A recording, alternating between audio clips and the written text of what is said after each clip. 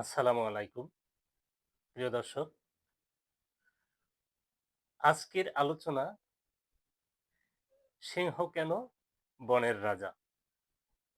প্রিয় দর্শক, বনের ভিতরে অনেক রকম পশু থাকে, প্রাণী থাকে। তো সে সকল প্রাণীর মধ্যে, পশুর মধ্যে সিংহ কেন বনের রাজা হবে, এটা একটু ভেবে দেখা উচিত। তো আমি শুরু করছি আজকে একটি গল্পের মাধ্যমে। সিংহ বনের রাজা হয় তার ব্যক্তিত্বে, তার বিবেচনা এবং কর্মে। সেই কর্মগুলো কি? আমি ছোট্ট একটি গল্পের মাধ্যমে বলছি। এক বনের মধ্যে অনেক পশু প্রাণী আছে এবং সেই পশু প্রাণীর মধ্যে ২ টা সিংহও আছে। ২ টা সিংহ, একটা সিংহের একটু বয়স বেশি এবং একটা সিংহ মধ্যবয়সী। এখন এই ২ সিংহের মধ্যে যে কে নেতৃত্ব দেবে, কে লিডার হবে এই বনের, সেটি নির্ধারণ করা উচিত। এবং এটি নিয়ে তো সাধারণভাবে একটু কাড়াকাড়ি চলতেই পারে, থাকতেই পারে যে আমি লিডার হব না। যে বয়স্ক সিংহ সে বলবে আমি লিডার হব, আমার বয়স বেশি, অভিজ্ঞতাও বেশি। আর মধ্যবয়সী যে, সে বলবে, যার শক্তি সামর্থ্য আছে, সে বলবে আমার এখন বিচার আচার করার শক্তি আছে, সামর্থ্য আছে, আমি হব বনের রাজা এবং আমি হব লিডার। তো একদিন কি করলো, এই বিষয়টা নিয়ে, এই লিডারশিপ নিয়ে এই দুজনের মধ্যে একটা দ্বিধাদ্বন্দ্ব তৈরি হলো। এখন দুজনের মধ্যে যখন একটু দূরত্ব থাকলো, তখন বনের যে শেয়াল, অনেকগুলো শেয়াল, শেয়ালের আচরণ তো বোঝেনি। তারা সবাই একত্রিত হয়ে কোনো পশুকে বা কাউকে আক্রমণ করে এবং তাদের স্বভাব চরিত্র এটাই। এখন বনের যে দুর্বল প্রাণীটা, সেটা হচ্ছে এই যে সিংহ, বয়স্ক সিংহ, সে একটু বয়স্ক হওয়ার পরে তো স্বাভাবিকভাবে একটু দুর্বল হবে। এই সিংহটাকে আক্রমণ করছে যে ওরে একটা বিপজ্জনক অবস্থায় ফেলে দিচ্ছে এবং সেখানে তাকে আক্রমণ করবে।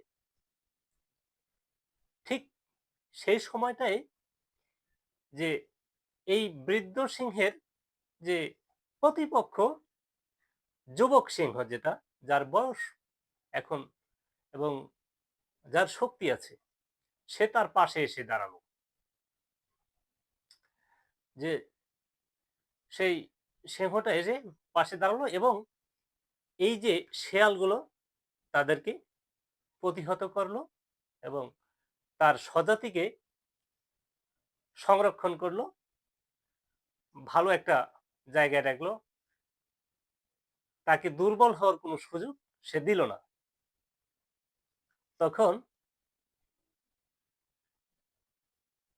একটা কুকুর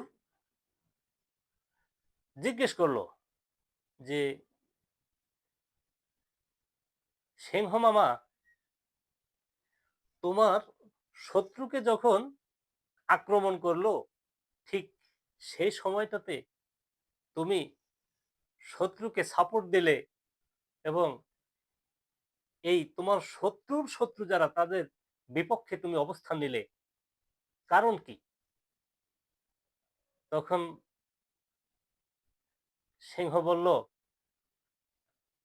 যে, আমরা বনের রাজা, সিংহ, লিডার কি আর এমনি এমনি হওয়া যায়? লিডারশিপ হতে হলে দক্ষতা, চিন্তাধারা, বিবেচনা সবকিছু মিলেই নেতৃত্ব দিতে হয়। বিবেচনা, লিডারশিপ, শৃঙ্খলা যাদের নাই, তারা কিন্তু আসলে নেতৃত্ব দিতে পারে না। আমাদের এই নেতৃত্ব দেওয়ার পিছনের কারণ হচ্ছে এই যে আমার এই স্বজাতিকে যদি সে আমার প্রতিপক্ষ কিন্তু সেই আমার স্বজাতি আমার প্রতিপক্ষ কিন্তু তাকে যদি আজকে আক্রমণ করে তাহলে আগামী দিন আমার পালা।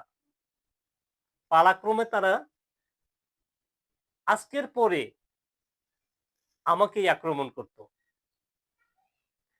আর সেজন্যই আমরা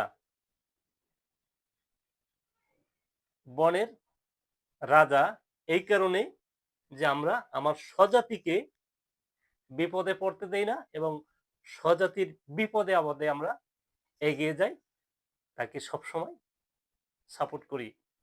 এই কারণেই আমরা বনের রাজা, আমরা বনের নেতৃত্ব দেই। প্রিয় বন্ধুরা, গল্পটি শুনে আপনি কি বুঝলেন সেটা কমেন্ট করে জানাবেন। আর যদি ভালো লাগে চ্যানেল সাবস্ক্রাইব করবেন, আমার পাশে থাকবেন, সাপোর্ট করবেন। আপনার ভালো লাগলে আরো সুন্দর, সুন্দর গল্প নিয়ে আপনাদের সামনে চলে আসবো। আজ এ পর্যন্তই। আল্লাহ হাফেজ।